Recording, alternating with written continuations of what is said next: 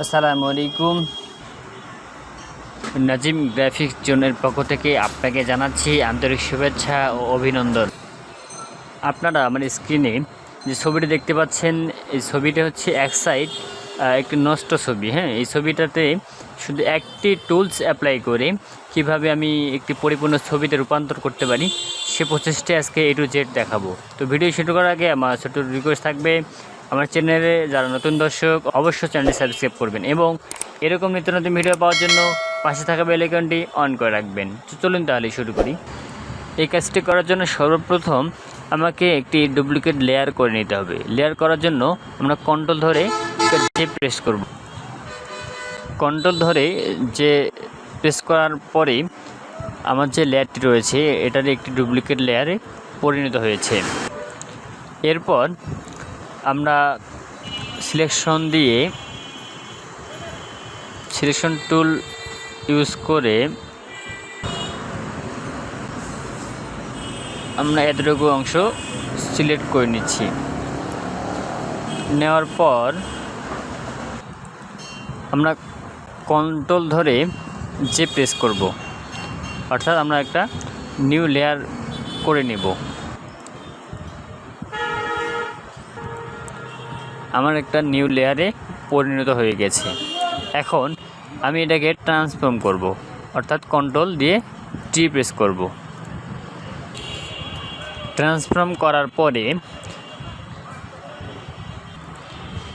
পরে right click করে এখানে ফিল টু হরিজেন্টাল এটার মধ্যে আমরা একটা ক্লিক করব। ক্লিক করার পরে আমরা মাউস ট্র্যাক করে এই ছবিটা আমরা এই পাশে এনে এটাকে অ্যাডজাস্ট করার চেষ্টা করব।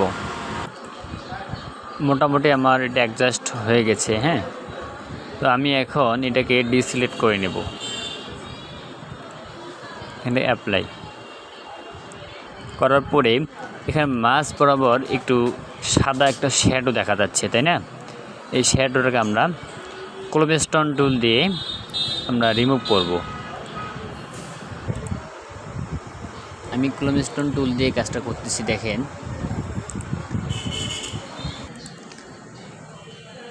এখান থেকে আমি ক্লোবেস্টন টুল দিয়ে এটাকে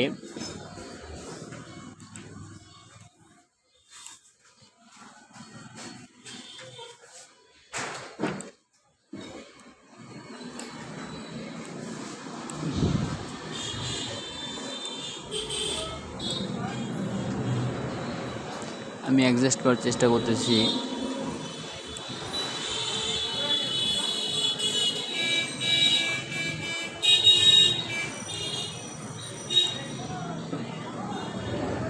তো মোটামুটি আমার এটা হয়ে গেছে।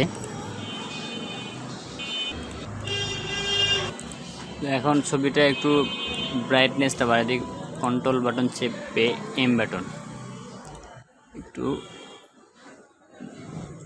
বাড়াই দিচ্ছি। এখানে লেভেলটা একটু বাড়াই দিই।